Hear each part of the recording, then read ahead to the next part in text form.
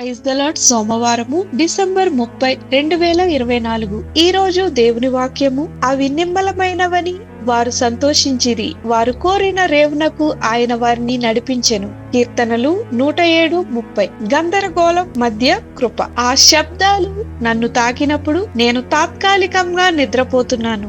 దిగువ గది నుండి నా కొడుకు తన ఎలక్ట్రిక్ గిటార్ పై తీగలను ఒక శృతిలో వాయించాడు. గోడలు ప్రతిధ్వనించాయి. శాంతి లేదు, నిశ్శబ్దం లేదు, నిద్ర లేదు. కొన్ని క్షణాల తర్వాత దానికి కోటి సంగీతం నా చెవులను పలకరించింది. నా కుమార్తె తండ్రి, జీవిత అలలు పెరుగుతున్నప్పుడు నిన్ను పిలవడం గుర్తు చేసుకోవడానికి నాకు సహాయం చేయమని, అంతేగాక ఇతరులకు నిరీక్షణను అందించడానికి నాకు సహాయం చేయమని యేసు నామమున అడుగుచున్నాం తండ్రి. ఆమేన్.